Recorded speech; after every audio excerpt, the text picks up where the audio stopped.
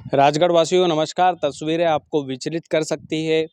आप यदि मांस देखने में घबराते हैं, आप यदि किसी डेड बॉडी को देखने में घबराते हैं तो ये तस्वीरें आपको विचलित कर सकती है। इस वजह से मैं आपको तस्वीरें नहीं दिखाऊंगा। लेकिन ये जो 2 टब है राजगढ़ वासियों, ये राजगढ़ के मेडिकल कॉलेज में रखे हुए हैं और इन टब के नीचे एक मजदूर की खोपड़ी रखी हुई है। एक मजदूर का सर रखा हुआ है। राजगढ़ वासियों, वो मजदूर जब अपने घर से निकला होगा तो इस उम्मीद में निकला होगा कि भैया मैं सुबह की टिफ़िन बनाकर ले जा रहा हूँ, दोपहरी करूँगा और शाम को फिर से अपने घर पर आराम से अपने परिवार के साथ रहूँगा। और मजदूर को कितना ही मिलता है सर, दिन भर का गुजारा हो जाए, 2 टाइम की रोटी खा ले। लेकिन उस मजदूर को इस बात की भनक नहीं थी कि वो यहाँ पर मर जाएगा। इस बात की भनक उसको बिल्कुल नहीं थी कि आज उसका आखिरी दिन होगा। और ये जो टप है राजगढ़ वालों, ये टप के नीचे उस मजदूर की खोपड़ी है। मैं आपको दिखा भी नहीं सकता। राजगढ़ वासियों, जिम्मेदार कौन है? सबसे बड़ा सवाल ये है। ये जो मेडिकल कॉलेज है, आलीशान मेडिकल कॉलेज, अमन दिखा दीजिए एक बार। यह आलीशान मेडिकल कॉलेज जो है लगभग 244 करोड़ रुपए की लागत से राजगढ़ जिले में बन रहा है। लेकिन ये कभी का बन जाना चाहिए था। जिम्मेदार कौन है? अधिकारी वर्ग। कौन जिम्मेदारी लेगा उस व्यक्ति की? अगर ये मेडिकल कॉलेज कभी से बनकर तैयार हो जाता तो वो जो व्यक्ति जिनको हम चाहते हुए भी नहीं दिखा पा रहे हैं, चाहते हुए भी राजगढ़ वालों हम नहीं दिखा पा रहे हैं, उस व्यक्ति की मौत का जिम्मेदार कौन है? उस मजदूर की मौत का जिम्मेदार कौन है? राजगढ़ जिले का अधिकारी वर्ग जिम्मेदार है। राजगढ़ वासियों, मैं आपसे एक बात स्पष्ट कहना चाहता हूँ, इसमें राजनीति, लाग लपेट, किसी भी तरीके की जो चीज़ें हैं वो नहीं होना चाहिए है।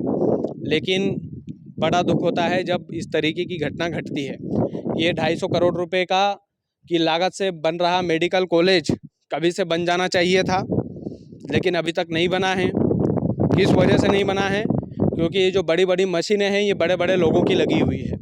ये बड़ा बड़ा इंस्ट्रूमेंट है, हर दिन का इसका पैसा लगता है और हर लोगों को कमीशन पहुंचता होगा। मैं समझता हूं कि हर व्यक्ति को कमीशन पहुंचता होगा, राजगढ़ के नेताओं को पहुंचता होगा, राजगढ़ के अधिकारियों को पहुंचता होगा। एसी वाले कमरे में बैठकर शायद वो कमीशन ले लेते होंगे। लेकिन अगर ये मेडिकल कॉलेज टाइम से बनकर शुरू हो जाता तो शायद उस मजदूर की मौत नहीं होती। और आज उस मजदूर की मौत हुई है जिनकी डेड बॉडी मैं दिखाने में बिल्कुल नाकामयाब हूँ। माफ़ी चाहता हूँ आपसे। लेकिन बड़ा दुख होता है राजगढ़ वालों जब इस तरीके की घटना घटती है, राजगढ़ जिले के अंदर घटती है। इसका जिम्मेदार किसी व्यक्ति विशेष को हम नहीं ठहराएंगे। राजगढ़ जिले के वो तमाम अधिकारी हैं जिनकी देखरेख में मेडिकल कॉलेज बनना चाहिए था और बहुत जल्दी बन जाना चाहिए था। लेकिन अभी एक मजदूर की मौत हुई है, वो जो आप पीछे दिखाइए अमन एक बार, वहाँ से शायद ये लोग बोल रहे हैं कि एक ये जो आपको दिख रहे होंगे लोहे के एंगल, वहाँ से एक फट्टा गिरकर आया और मजदूर के सीधे कनपट्टे पर लगा और उसकी मौत हो गई। उस गरीब मजदूर की मौत का जिम्मेदार कौन है? जो अपने परिवार के लिए 200-400 रुपये यहाँ से ले जाता होगा, अपने परिवार का पालन पोषण करता होगा, लेकिन अब नहीं कर पाएगा। वो उन 2 टप में बंद है राजगढ़ वालों। मैं वाकई में बहुत भावुक हूँ, वाकई में बहुत इमोशनल हूँ। मैं चाहते हुए भी आपको वो बातें, वो चीज़ें, वो दृश्य नहीं दिखा सकता, क्योंकि मैंने जब देखा तो अपने आप में मुझे लगा कि नहीं दिखाना चाहिए।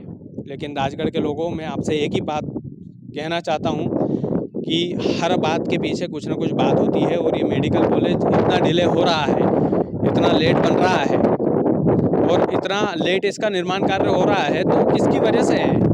राजगढ़ के अधिकारी वर्ग, राजगढ़ के बड़े बड़े कर्मचारियों की वजह से, बड़े बड़े नेताओं की वजह से।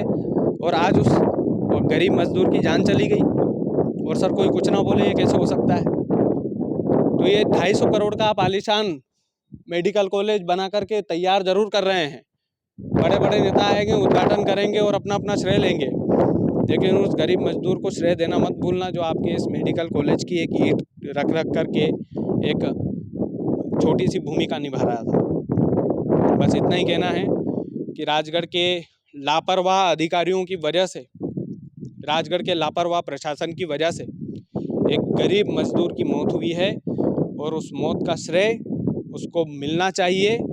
एक तरीके से हम उसे शहीद का सम्मान दें, उसके परिवार की आर्थिक मदद करें, उसके परिवार के साथ राजगढ़ जिले का प्रशासन खड़ा हो और उसको जो उचित मुआवजा मिलना चाहिए है वो मिले, ताकि उसके परिवार का जो आगे का लालन पोषण है वो राजगढ़ जिले के जिम्मेदार अधिकारी और हमारे राजगढ़ जिले की जो सरकार है वो करे। इतना सा कहना है। बाकी आप लोग वीडियो को ज़्यादा से ज़्यादा शेयर कीजिएगा राजगढ़ वालों, ताकि राजगढ़ के जिम्मेदार अधिकारियों की नींद खुल सके। बहुत बहुत धन्यवाद।